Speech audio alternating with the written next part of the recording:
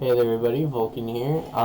Finally getting around to doing the update 111 notes. Um, the list of what all happened in update 111 for you guys. So first off, the Mystic class has been introduced officially to the production server, along with orbs are now dropping. Sword damage has been buffed up to 50% because of the whole myth thing. Originally they didn't want the swords to have the distance that the mithril sword had, so to make up for that they basically replaced the mithril sword with the sky splitter, which is the new sword that came out. The mithril sword has been nerfed and D-tiered. It's now below the gold sword as far as damage goes, so it's been really reduced. Let's see, the quiver and shield projectiles have been enlarged, so they're a little bit bigger. I don't know if you saw that very well, but they're a little bit bigger than they used to be, just to make up for the magic point usage. Yeah. The new ranks are here to replace the lifetime fame.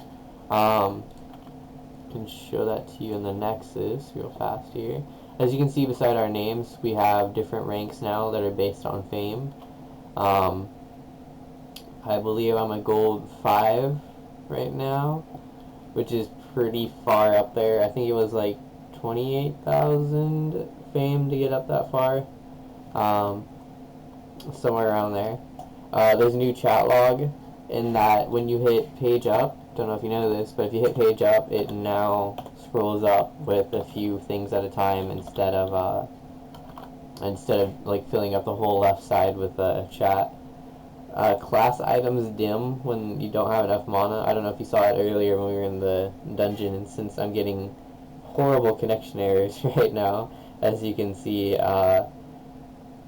actually gets a little bit darker once you've used up like enough mana to where you can't use it anymore. The quest indicators have been revamped so that you now see a picture of your quest monster that you're going after. Let's see here, what else? There's an overhead notification when you buy an item or a quest has been completed. So if you go to the Nexus and buy an item, you'll see a little thing over your head that pops up that says you bought something. There's a fame bonus now for completing 1,000 quests. I don't remember what the fame bonus was or how much it is, but it's there now for completing 1,000 quests. You use up. There's the darkened, what it looks like when you used up enough mana to where you can't use it anymore. And the overhead notification, let me see if I can find an egg. Yeah, here we go. You buy it, maybe, I'll buy it. I don't know. I guess it's a little bit laggy right now. Internal error, okay, so that's not gonna work right now.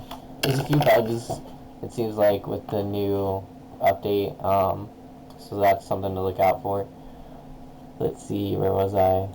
Slightly streamlined character creation selection. It's now a little bit cleaner and easier to use. The new Nexus portal graphic.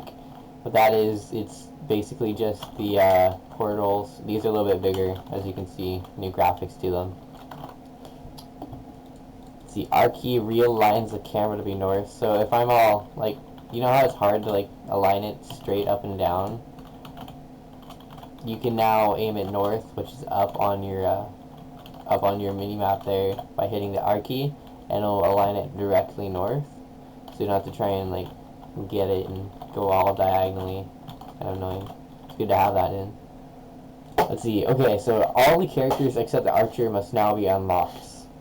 The first row of characters are pretty easy, only taking like 3 or 5 levels before you unlock the next one, but you do have to go in a line of characters to unlock them all now. Let's see. The newbie skip character screen and go directly to the tutorial. So that means when you first start the game, you make your account, you go straight into the tutorial as an archer. Is what you start off on, because archers are awesome, obviously. Let's see. They renovated the tutorial, so now that it's solo, You can no longer do trading or talking in the tutorial with other people. It's all solo now. Let's see, tutorial. If it'll load, we'll see. After you get through the tutorial, basic tutorial that has been slightly edited from the last version, there's a new dungeon. It's a tutorial dungeon called Oryx's Kitchens. Kind of interesting, not a whole lot to it, so it's nothing too special.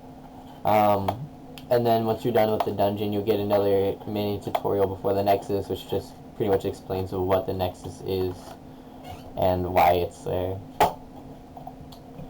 The Penteract, okay, so now for like events and gods and things and the dungeons. The Penteract loot appears at the tower locations now instead of the center.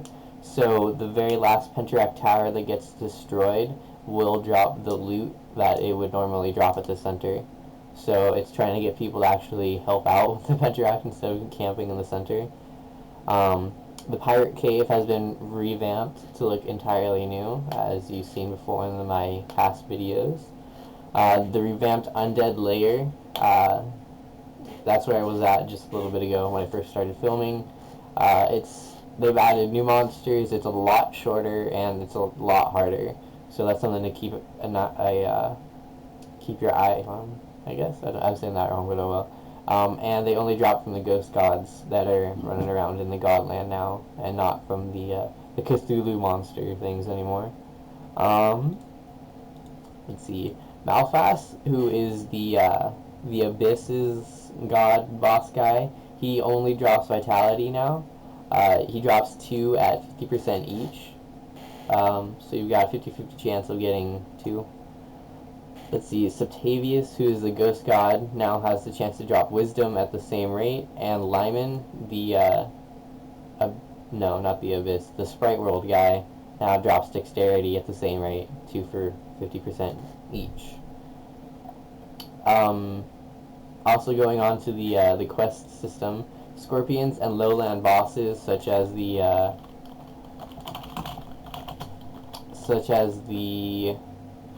like the goblin wizards and the elf wizards, mages, whatever you call them, that'll be bosses for you to go on as quests. And the dungeon bosses also have a quest arrow that's pointing straight to them, so it's a little bit easier to find them instead of having to run through the entire dungeon. You'll have a good idea of which direction to go. The new pricing in the stores, which are where the dyes used to be, dyes are quite a bit cheaper. White clothing only being like 130 gold now, where it was like 300-ish, 200-ish, something like that before. There are also sales, as you can see here. Someone bought one of these, and so it's now on sale for 25%. I believe it goes by 5% for each sale. So that's something to look out for. Maybe wait for someone to buy it. And then, yeah, the closeout and social sales will also be on sale once they start closing out. So I guess this is why it's at 35%, or 25%, sorry, because it's going in 3 minutes, so closeout sale. Reduced but random selection of items for sale at once. So as you can see, there's a few new items mixed in here, such as the new drake eggs and the new keys. It's random what all comes up in here. Purchasable pet eggs, which are the drake eggs, as you saw, and I've got another video up for that right now. The 3-dose health magic pots, which are these.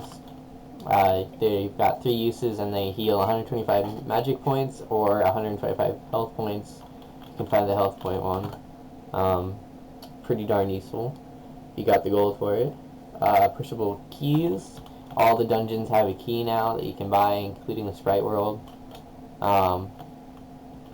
So yeah, that's something to do if you've got the gold for that also. Grow shrink animation, so when things come in, they'll grow and be big, and when they leave, they'll shrink and disappear.